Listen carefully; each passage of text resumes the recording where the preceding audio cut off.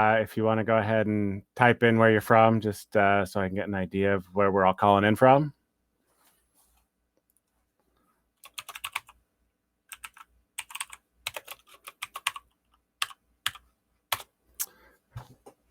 I'm in a small town in Ohio, just outside of Columbus. Oh, competing with bedtime. Excellent. I'm like Netflix now. London, Vancouver. Awesome. Got Atlanta, Seattle. Excellent.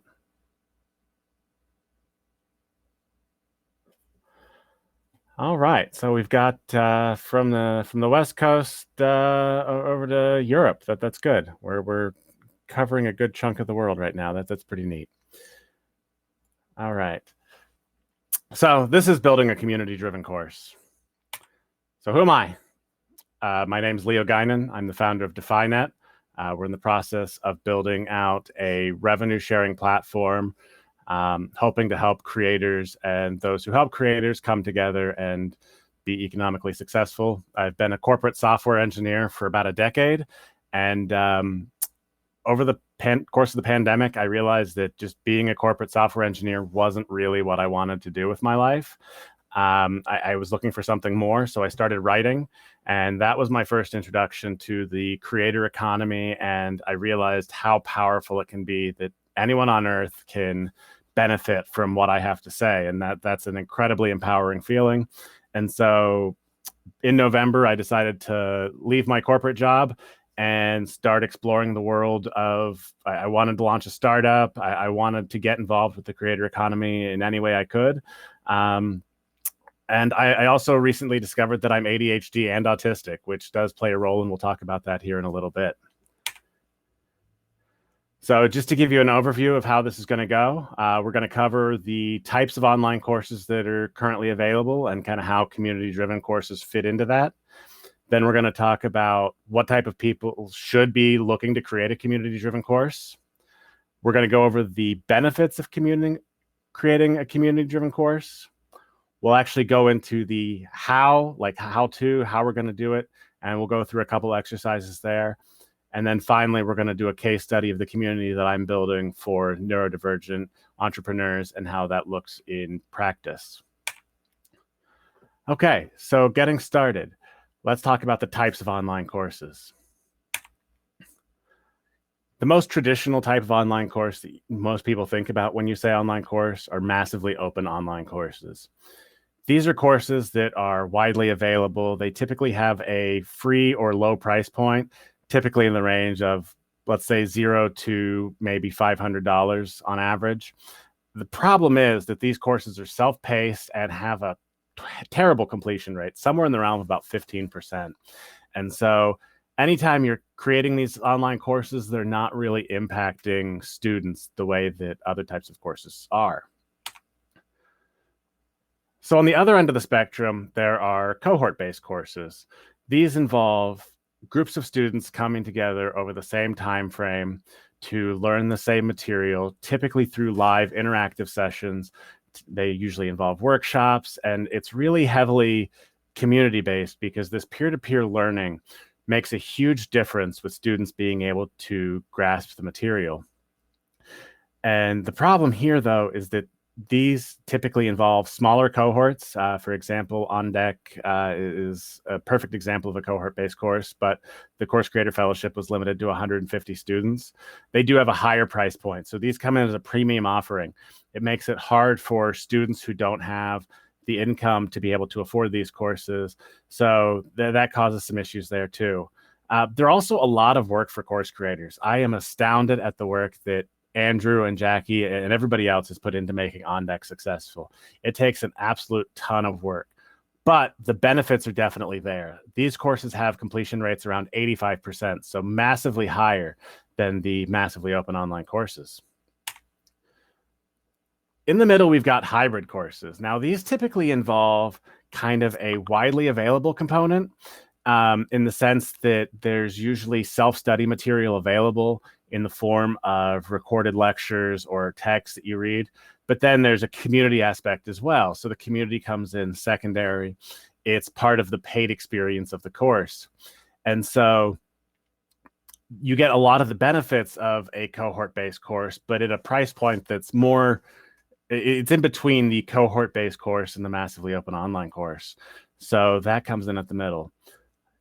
For community-based courses, I want to flip that script and say, okay, we're actually going to start off with the community. So the goal is to create the environment and effectiveness of a hybrid course or a cohort-based course, but at the price point of the massively open online course, and make it more widely available and more beneficial to all parties involved.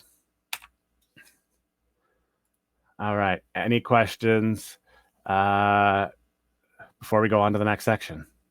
So I have to flip back and forth between tabs here. I don't have I just want to double check. Okay, looks like we're good. All right, moving on. So who should build a community-driven course? So creators with the curse of knowledge. This is something that I experienced a lot of because I have spent all of my life learning. I love to learn. I love to read. I love to study everything from quantum physics to economics to philosophy to computer science. And so when I knew I wanted to make an online course, I had no idea where to start. And the problem is when I'm learning stuff and I decided that I wanted to create a course for entrepreneurs, it was hard for me to separate the entrepreneurial knowledge from all of these other subjects that I've studied. And so what I found is that I was having a hard time communicating my ideas with everybody that would be my audience. So I was looking for a way to combat that problem. Also, creators without an established audience. So I have been creating content since last August. I've got about 1,000 followers on Twitter. I've got about 1,000 followers on Medium. So I do have a bit of an established audience, but I've only got like 20 people on my email list. And so it's not something that I could just like, email out my course and have a big following right there. I've been trying to reach out to people and ask questions and get feedback on my ideas, but I just haven't had that level of interaction that I really like. And so this was a way to look at that too.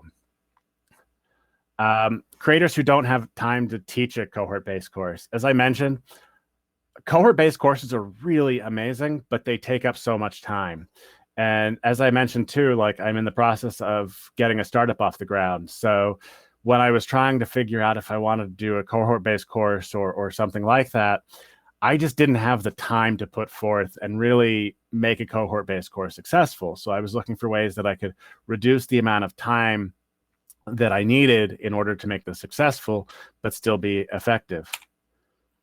And finally, neurodivergent creators. So as I mentioned, I'm ADHD and autistic. So what that really means is with the ADHD part of it, I have a hard time focusing on exactly what I need to do to get started. There's one thing I learned with the On Deck Fellowship is that there are so many different moving pieces to creating an online course, from thinking about the landing page and the marketing to getting the content created and figuring out what your audience wants. And then you start thinking about scaling and growth and distribution and all of that. And honestly, my head started to spin. I started doing all sorts of different things, and I wasn't finding success because I couldn't really get focused. So that was one part of it. And then on the autism side, that really meant that so being in a cohort-based course or being in these groups of people doing things like that, that takes a lot of energy away from me. It's something that I have to put forth a lot of energy into. And so I don't always have that high energy level that I need to be able to kind of teach courses on a regular basis like that. So I was looking for a way to maybe spread out sessions a little more and take a little bit of that pressure off of myself to always be on and always be able to deliver content like that. All right. So any questions there? Cool. Yeah. I definitely believe in making this as personal as possible, because this is really what I came up with as I was trying to figure out everything, and it's been a mess at times, but that's why I think that this can definitely be helpful to people. So I wanted to share the fact that it really did help out with some of the things I was struggling with. All right, so let's talk about the benefits of a community-driven course. So first up is student trust. As those of us who have been part of the fellowship can relate to, learning is hard. That is something that we can all relate to, and it can be a struggle. And it can be difficult to gain student trust because as you go on the journey and hit the dip that we talked about quite a bit, where students really start to lose faith and everything, um, it's really hard to build up that trust.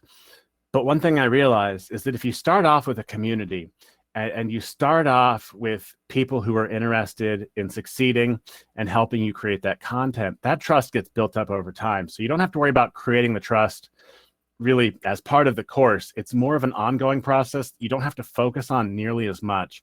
It's something that you kind of get just for free.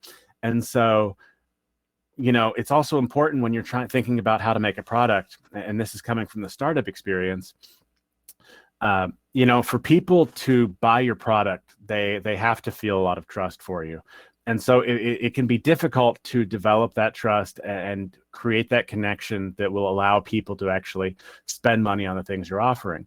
But if you build up a community that trusts you, then what you're going to find is that trust is going to transfer from the community into the product down the line, because you're going to have things like testimonials. You're going to have people who are interested in making sure that your course is successful, and you're going to get a lot more benefits from starting with the community there. The next benefit is really in building an audience. As I said, I've spent a good bit of time studying how to build an audience, and it's been a slow process. And normally it's like I'm picking up a couple of people a week or so, and it's an ongoing process. But really, I'm on all sorts of different platforms. I'm writing on Medium. I've started a YouTube channel. I write a bit on Twitter. So doing all of that and trying to bring people together somewhere, a lot of creators form an email list, but I don't really think that that's a great way to build a relationship. That's not something that I do great with, because again, kind of the ADHD part of it. If I'm not constantly doing something with the email list, I don't think about it. And so it's hard for me to build up that regular cadence.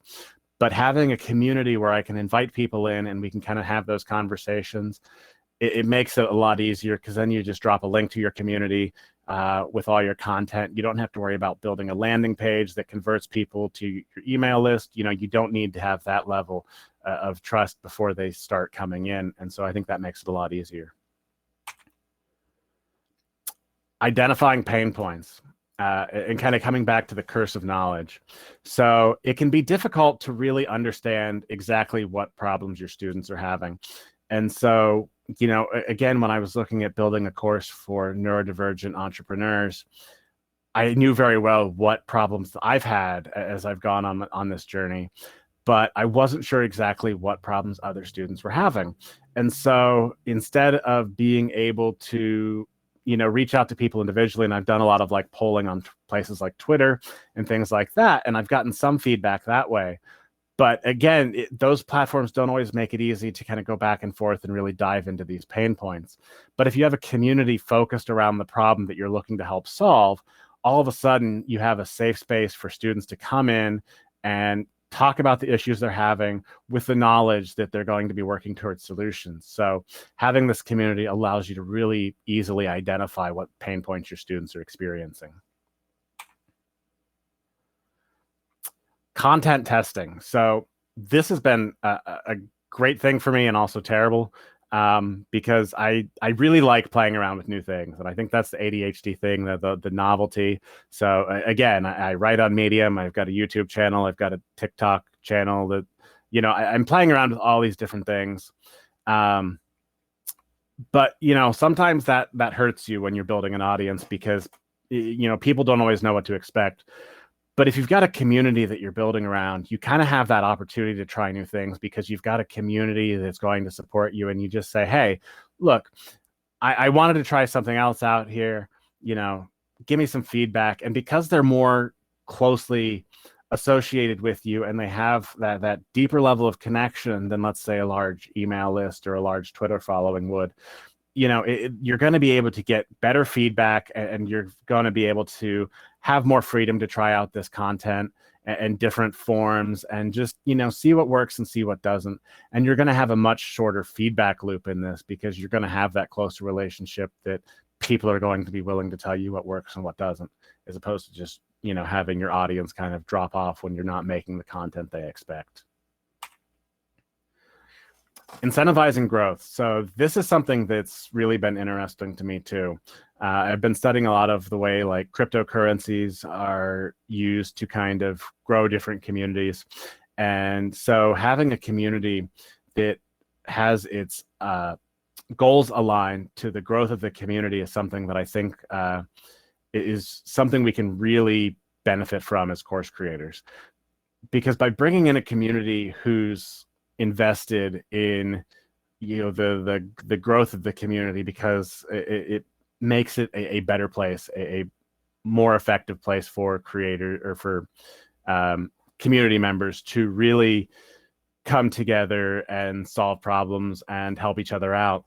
And you want to be able to incentivize growth. So I'll talk in a little bit about the mechanisms we can use to incentivize growth in communities.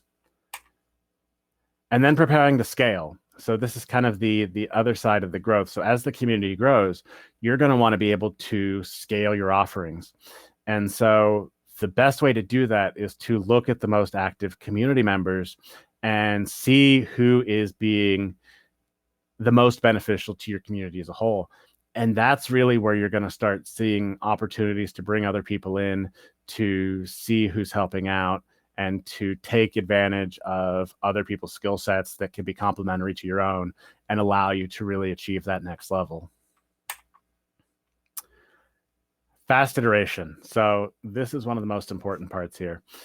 Because you've got a community that will have a much shorter feedback loop, that allows you to iterate over things and see what works, see what doesn't, and then double down on the things that work and make sure that you are constantly improving. And that's one of the things that I've found to be the biggest indicator of success, whether it be creating content or writing software or any of that.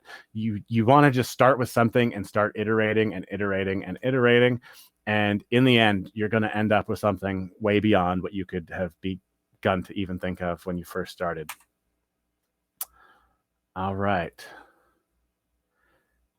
Looks like we don't have any questions here, so we will go on to section 4 and talk about the how. Okay, so for step 1, to build a community-driven course, you want to identify your target audience. So this is something that is, you don't want to spend too much time on it. You want to just figure out who would be interested in the community that you're trying to create. And most conventional wisdom when it comes to product development or anything like that says to start with a very narrow target and kind of grow from there. And I actually think in the case of this model, I want to flip that. And I want to say, don't narrow yourself down too much, because starting out, you're not necessarily sure exactly who would be your target audience. So I recommend starting with a wide net and using that to just see who comes in at first, because your first few members you're going to see are going to really influence the, what your understanding is of who your audience is.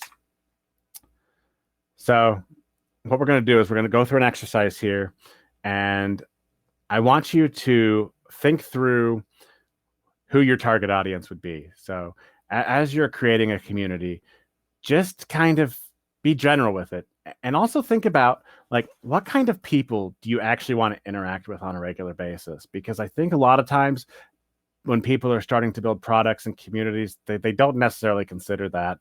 And so it's going to be a lot harder on you as a creator to be interacting with people if you build a community of people you don't really like. So I'd recommend thinking about the type of people you want to interact with on a regular basis. And we're just going to take 5 minutes here and kind of go through this, and hopefully this video will play here. It's just a lovely 5-minute timer.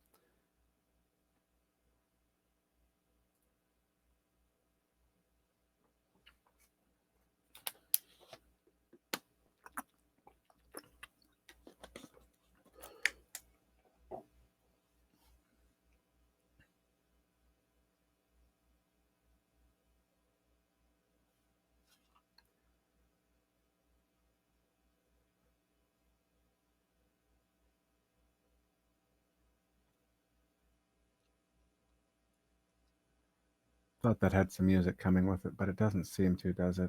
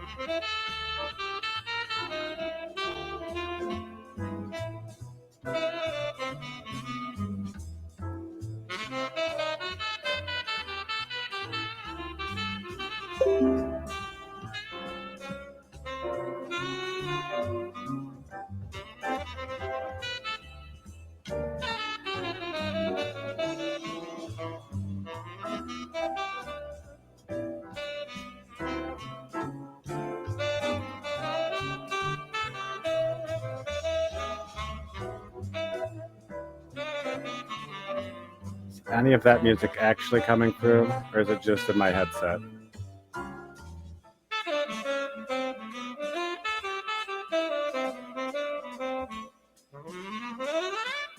Okay, cool.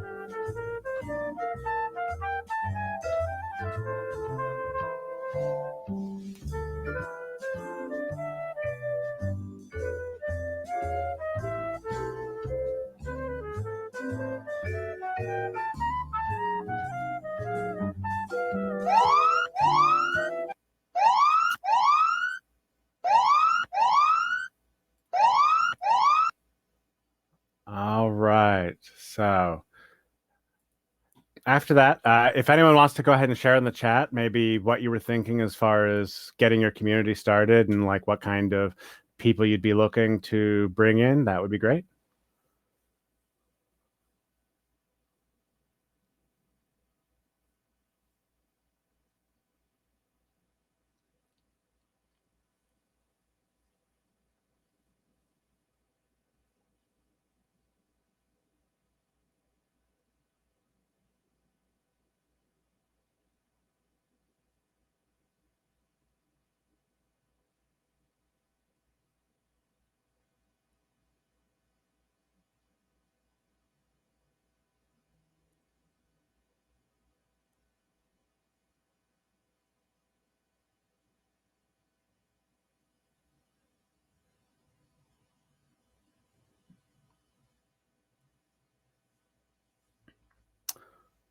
While we see if anyone's going to be sharing, I can talk a little bit about, um, as I said, when I started building out my community, one of the things that I realized is that I wanted to help divergent entrepreneurs. And so I did get some feedback. Well, maybe you should focus on ADHD entrepreneurs or autistic. But really, I wanted to open it up and really not even just neurodivergent. That's why the name of the community is actually neurodiverse, because I want it to be really for all entrepreneurs with maybe that neurodivergent viewpoint. But really, we wanted to make it available to everyone who might be interested in that. So we've seen some growth that way. And we could talk about that a little bit. We'll get into the case study in that here soon. Okay. Let's see. Okay, so anyway, after you pick a community, an audience that you are interested in, um, helping out, uh, the next stage is really picking a platform, and it depends on what you're looking to get out of your community, what kind of platform you want to go with. So, if you're looking for a platform that is, um, something where people come in and they have kind of flowing conversations. You don't necessarily want things to last a while, just kind of conversations that come and go.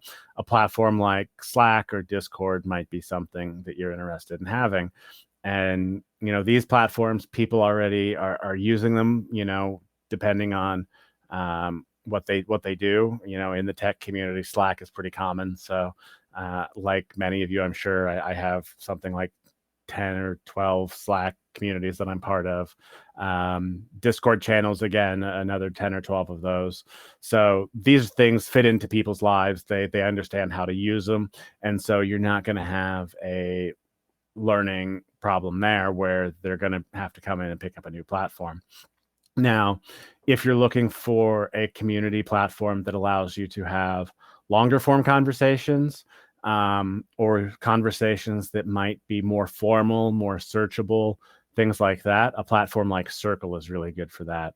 So that one's really growing in popularity, and listening to uh, talks from the folks at Building a Second Brain, they ended up going to Circle because they saw that there was some opportunity there to have these conversations that are longer lived, and kind of build out these longer conversations. They noticed that there's more formality in the posting because it's more of a message board style. So they definitely saw some benefits there.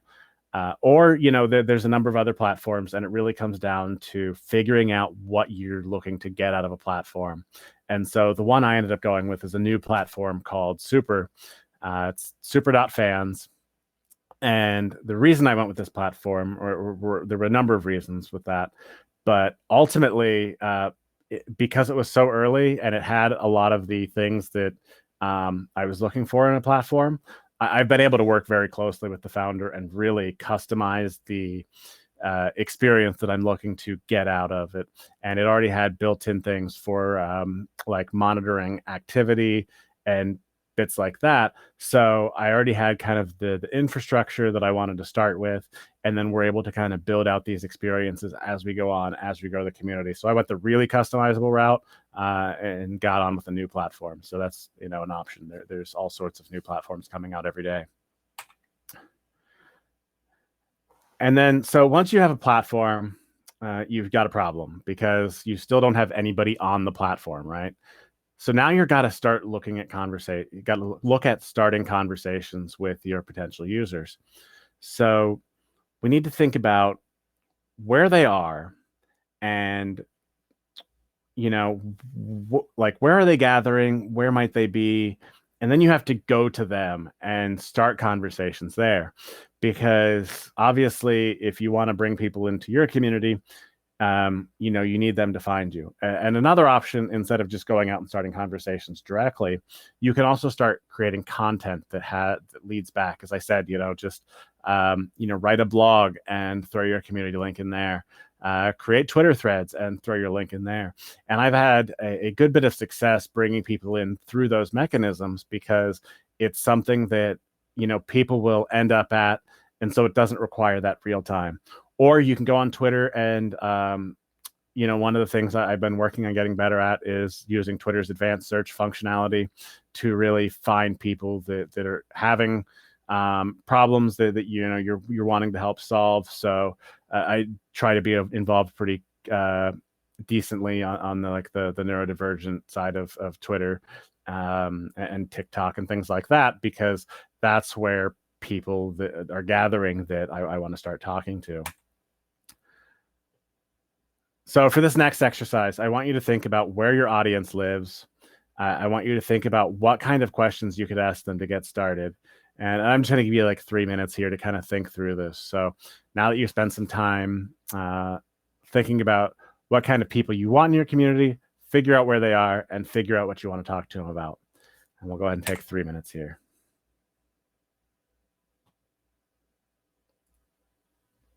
And we'll throw the music back on.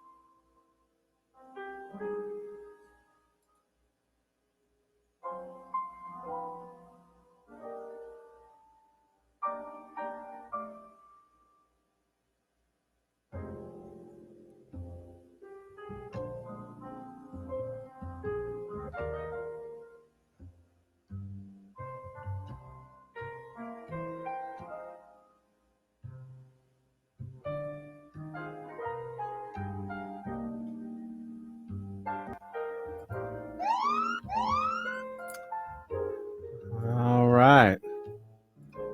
So if anyone wants to, go ahead and share in the chat maybe some places you think you might be able to find your audience, or what questions you'd like to ask them, what conversations you'd like to get started.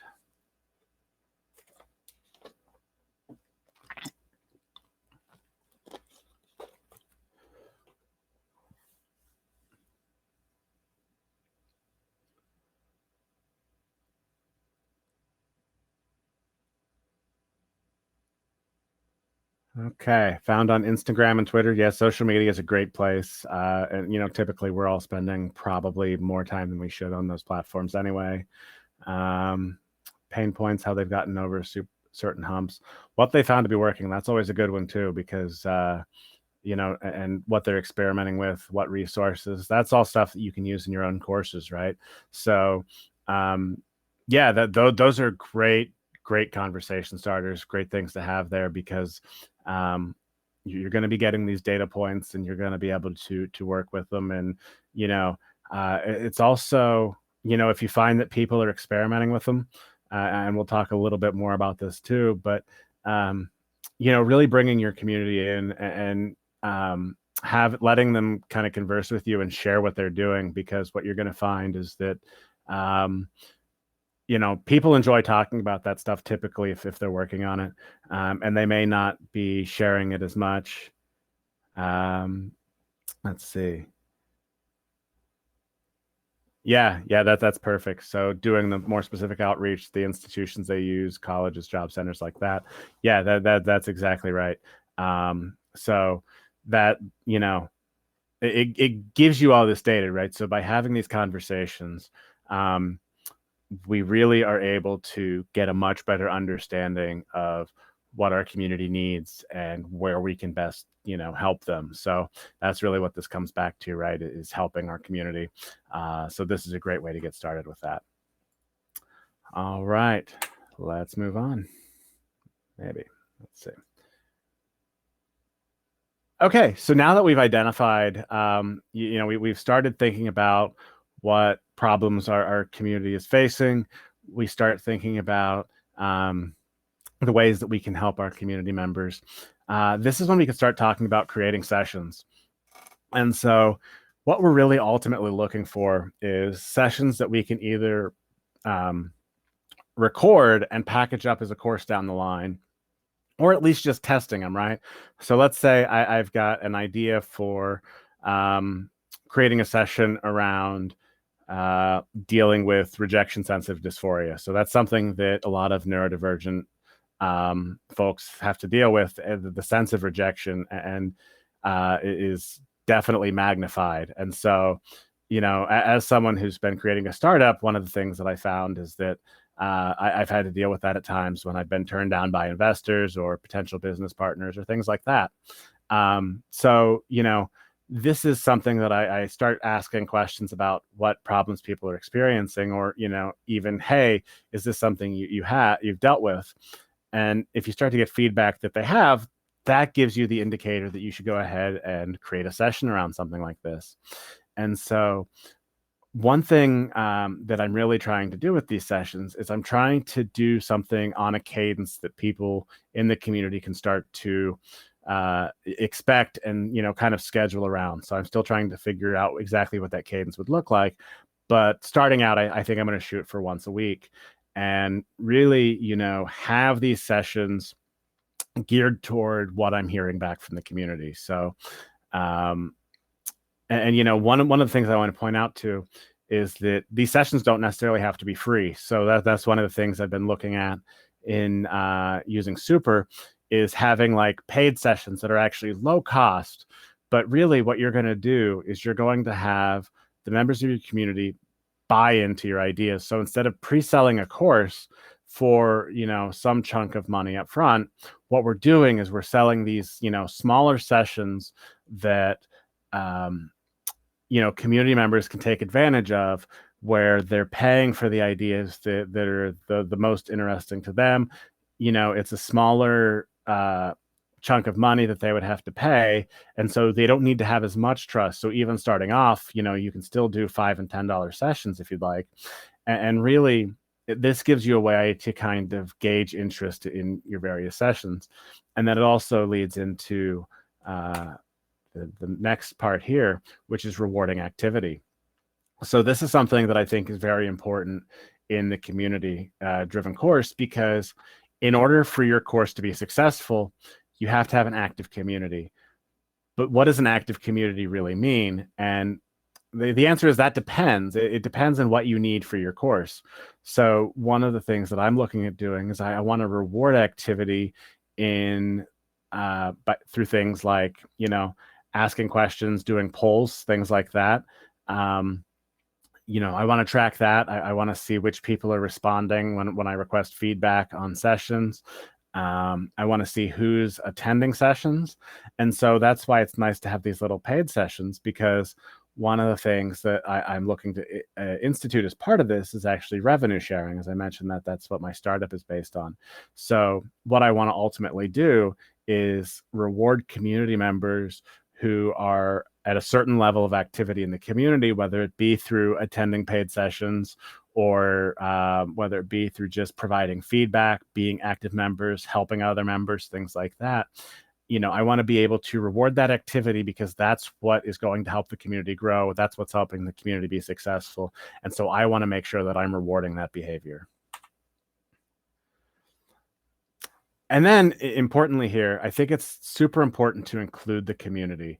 And this is something that I'm a big believer in, because as I said, like I can definitely get overwhelmed at times, and, having to create all the content yourself is a huge burden and can definitely get overwhelming. And actually, I was just reading an article yesterday about creator burnout and how it can be a serious problem because a lot of platforms want us to create content constantly and constantly be pushing this content out, constantly trying to go viral because that all helps the platform succeed, right?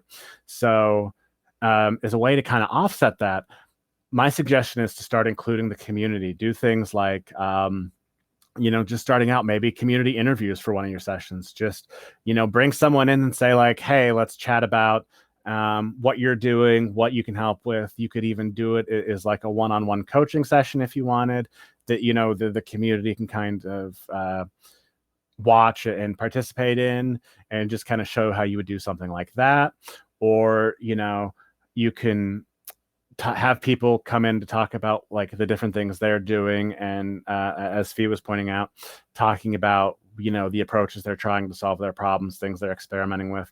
Like that would be a great time to bring people in and see what they're doing, what's happening. And also, like, let's face it, if you need a break, all of a sudden you've got this community that's growing. You have an audience there. Share your audience with your community members. Maybe they want to start testing content, things like that. Give them the stage. Give them the access to use your mechanism for hosting paid sessions or whatever, and give them your platform and just say, hey, what have you created? What have you done that you want to share with the community? And this takes a lot of burden off of you as the person running the community and building the course. And what you're going to find, I think, is that that's going to also build a lot of trust, build a lot of respect, and build a closer community, because everyone's going to be involved and it's not going to just be all about you. Okay, so now I want to talk just a bit about what I've done with neurodiverse entrepreneurs and kind of how I've gone through this. And I've talked a bit about it through the process here, but just to kind of reiterate. So looking at my target audience, like I knew I wanted to help entrepreneurs. That's what I'm studying.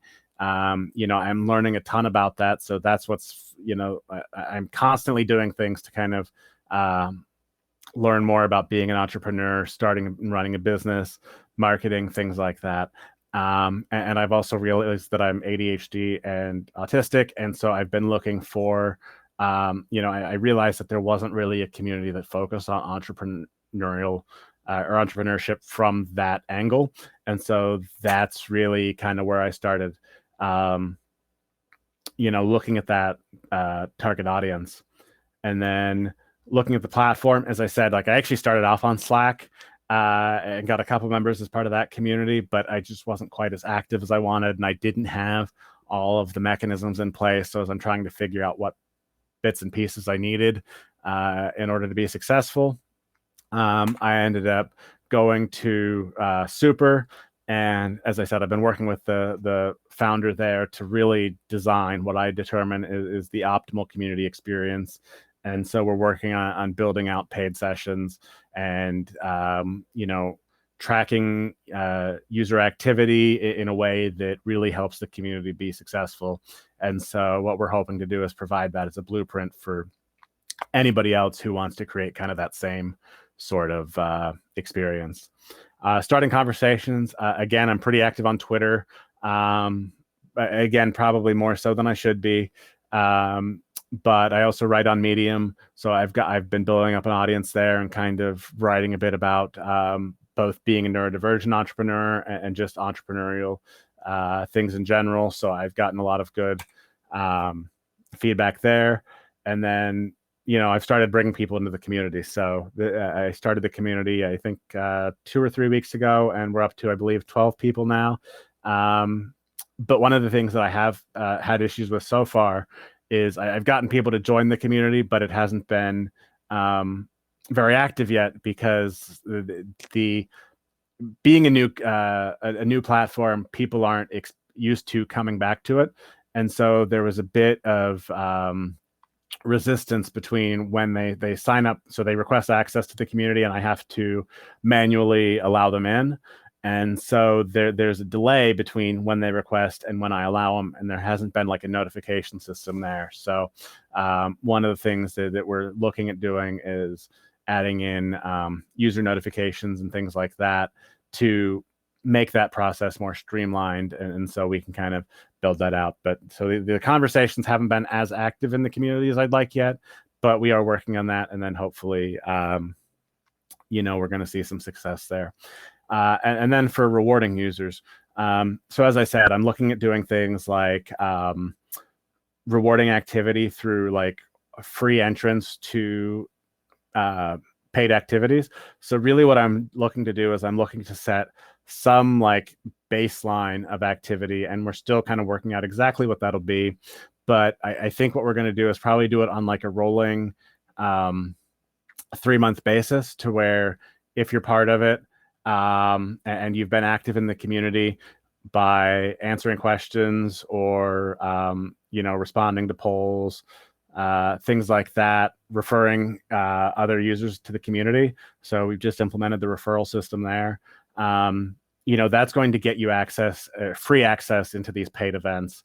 And then ultimately, if you hit a certain level of activity, whether it be, I think right now I'm looking at $50 worth of paid events over the course of time, you're actually, or some sort of equivalent measure in activity, you're actually going to be given revenue sharing in the course once it's created. So after that launches, you'll actually be getting money from your participation, because I think this is a great way to reward the community growth, as I said, and really help people who want to engage with your community, who want to engage with like the materials that you're creating. This gives people a way who may not be financially able to afford a cohort-based course or a hybrid course to come in, be active in the community, and kind of earn their way through this educational process. All right, so that's what I've got. Do we have any questions?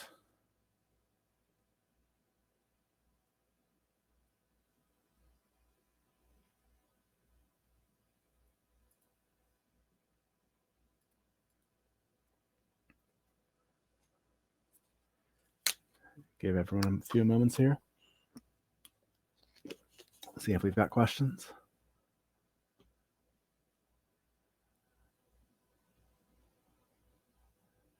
No problem, Fee. I'm glad it was helpful. That's something that I really I'm hoping people can take away from this. And it doesn't look so. I've seen some people already sign up for the course. If you scan the QR code, that'll take you right to the link for the course. So I just dropped the first iteration last weekend, and I will warn you, it is a bit rough. I realize that my audio is not the greatest, so I'm going to be re-recording a lot of these sessions, but it's out there. It's going to be constantly evolving, and I'll send out updates there. You can find me on Twitter. As I said, I'm too active on Twitter. I probably shouldn't be on there nearly as much as I am, but you can find me there. You can feel free to email me. If you're interested in joining our community, the neurodiverse.community.superfans, feel free to join us there. We're going to be doing some pretty cool things, and that's really, I'm hoping to get started with our first session end of next week, or maybe the following week, depending on how long it takes us to get that out there. And then I've got a page on Beacons, that's got all the links to my social as well, and so the community, things like that. But I'd be happy to answer any questions you have through those channels as well. And thanks everyone for attending. I had a lot of fun putting this together, and appreciate you taking the time to be here with me.